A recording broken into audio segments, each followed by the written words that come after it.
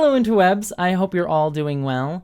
And for today's video, I wanted to do a quick little summary and go over recent events surrounding the New York Times, one of the most well-known journalistic outlets here in the United States, and an open letter that was sent to the New York Times that was signed by over 1,000 journalists, both that have written for the New York Times and some that have not, that was basically accusing, and I think quite accurately, the New York Times of failing to live up to its standards of journalism ethics in its coverage of trans people, and also pointing out how the New York Times has continually used disinformation, misinformation, and biased coverage in its coverage of transgender rights and transgender issues, contributing to the vilification and growing anti-transgender sentiment in the United States that has been continually growing.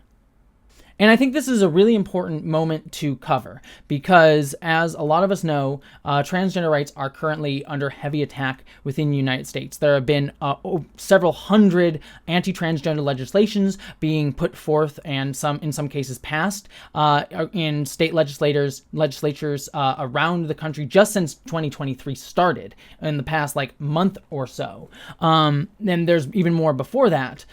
But on top of that, there are quite literally politicians like former President Donald Trump who are making their platform anti-trans bigotry, as well as a lot of anti-trans movement like gender-critical feminists in the UK and US that are continually trying to push anti-transgender attacks. And it's all leading to a culture of violence against trans people, as we have seen both physically and legislatively in the United States and the UK.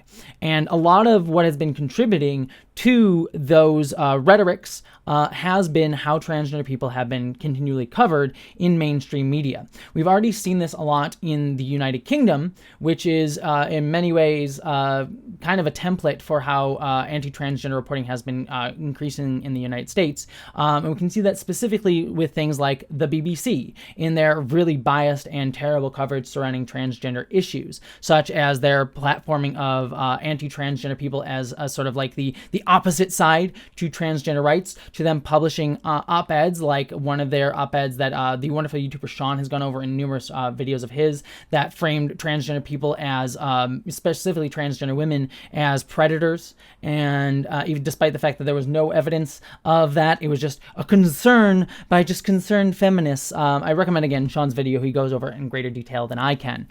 But anyways, that has been a great contributor in the UK, and we've started seeing a lot of those things happen more and more in coverage of transgender people in mainstream outlets in the United States, of which the New York Times is one of the leading contenders. Now, all of this led to, and I'm going to sort of switch over here to this, an open letter, like I said, that numerous journalists, over 1,000 as you can see here, signed, that went over specifically how the New York Times has failed in its coverage of transgender people.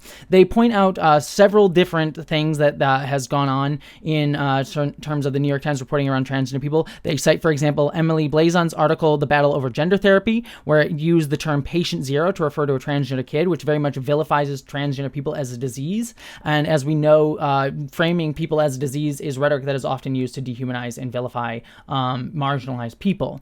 There's also things that they say like when students change gender identity, parents don't know. Article by Katie Becker, misframed the battle over children's rights to safely transition. Again, this goes to how a lot of transgender healthcare and care for transgender youth, as well as affirming transgender kids, has been actively vilified in numerous spaces right now.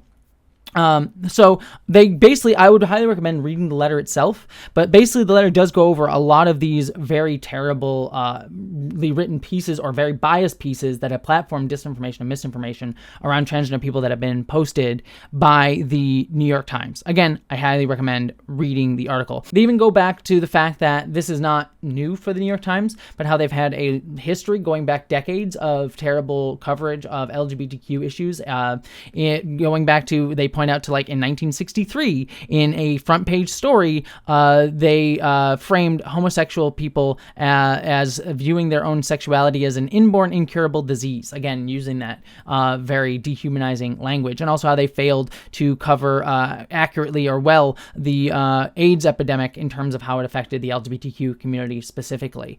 So it's a really, really excellent letter, just goes over all that history in brief. But also, and this wasn't in the letter, but to point out out, it's not just coverage of transgender people in a negative light that the New York Times has failed at, but in terms of its very few articles that it has published that are positive to trans people. They don't have many, but even within that, you would see things like, this is on the Wayback Machine, because this is the original version of this article. They would post an article called "The Relentless Attack on Transgender People is an Attack on All of Us," an opinion article that was supportive of transgender people, but then even a few, I think like even a day later, they changed the title of it to, sorry, that's something else we'll go over in a second, remove the word transgender in the title at all, sort of obfuscating that they have any coverage of transgender people in any positive way, shape, or form. So quite literally, they'll, post articles around worrying concerns around the transgender people and how frame us as a disease, but the one of the few times they frame us in a positive light or try to actually have balanced coverage of transgender people,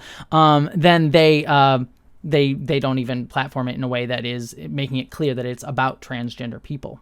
However, this story gets even bigger in terms of the discussion that we need to have about it, because one of the big things that we've seen quite often in the UK, especially because gender-critical feminist movements, which is an anti-transgender hate movement, just being clear, is sort of a much more vocal campaign in the United Kingdom and given much more platform already, is seeing how the New York Times itself is starting to lean into those framings. So one of the big things that we see in coverage of trans people in the UK is how trans people are often framed as in competition with, as a issue in antagonistic to the rights of cisgender women, and they'll constantly frame gender critical feminists as sort of the opposite opinion against transgender people, when in actuality transgender rights and transgender women's rights specifically are part of the ongoing fight for rights for all women. It is not trans versus cisgender women, not trans people versus gender critical feminists,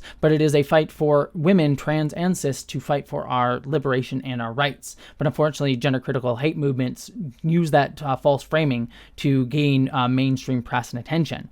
And that is becoming a bigger issue here in the United States, as well as we can clearly see is the day after this letter was sent to the New York Times, they published an article by Pamela Paul called "In Defense of J.K. Rowling."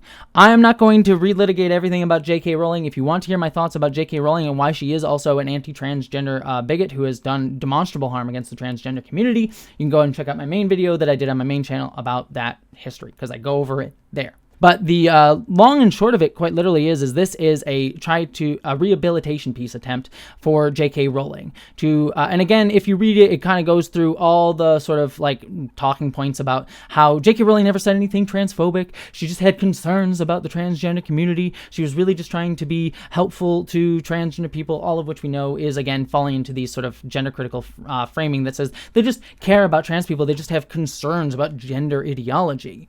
Sort of being the way they try to frame it, which again just sort of views transness as an ideology. And while they say they support transgender people, their actions show very, very differently. But this has all been part of the rehabilitation campaign of J.K. Rowling, which, as an aside, I won't get into a whole thing on Rowling, but it is interesting to me that there has been this campaign, not only with this article, but J.K. Rowling is doing a podcast now called "The Witch Hunts of J.K. Rowling," again framing her as the victim in all of this. Won't we please think of the billionaires? But that podcast, it's interesting to me, the sort of this rehabilitation campaign around J.K. Rowling, and I think that is in large part because the conversation around Rowling now is just transphobia. Like, even with things like the Hogwarts Legacy video game, as much as people want to talk about, how that discourse went down, again, I won't relitigate it, because that's a whole different discussion. But the conversation was about transphobia with that game. It was very little about the game. Even discussions about just trying to talk about the game separately from J.K. Rowling's horrible views became about how people were trying to distance themselves from J.K. Rowling's views, which I think you should be talking about J.K. Rowling's transphobia if you're talking about the game at all. We shouldn't even be talking about the game at all, but here we are. And so that is the conversation, and so this campaign is very much trying to rehabilitate her image. Now, the danger is it might, but it is interesting to me that that's the conversation around her now. As well it should be, because she is doing harm to the transgender community. But this is the piece that the New York Times decided to publish the day after they had this open letter sent to them accusing them of anti-transgender bigotry, showing that they don't care. Even more so, what is galling is that the day after, or very soon after the publishment of the article, the New York Times threatened, not directly but indirectly, to fire any New York Times journalists who were calling out its own paper for coverage and anti-transgender coverage. One of the things that they said, it is not unusual for outside groups to critique our coverage or to rally supporters to seek to influence our journalism. In this case, however, members of our staff and contributors to the Times joined the effort. And this is something the New York Times itself said. Their protest letter included direct attacks on several of our colleagues, singling them out by name. Kahn wrote, Kahn being the executive editor Joe Kahn of the New York Times.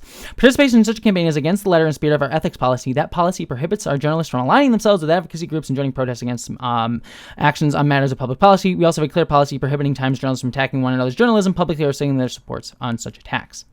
So this is basically kind of like quite directly sort of saying like, hey, if you're trying to criticize the New York Times for a very biased coverage as an employee here, which as an employee you have every right, I think, to criticize your employer, but that's, people want people, especially when you're working in lines that are so important like journalism. I think it's important to criticize your own coverage of things. I think that's deeply important, but this is very much just trying to go after people who are working there. Now, to be fair, I will say there's something to be said. I know I've worked at journalist organizations, I've worked at GameSpot, I've worked at The Advocate, both very different types of organizations when it comes to journalism.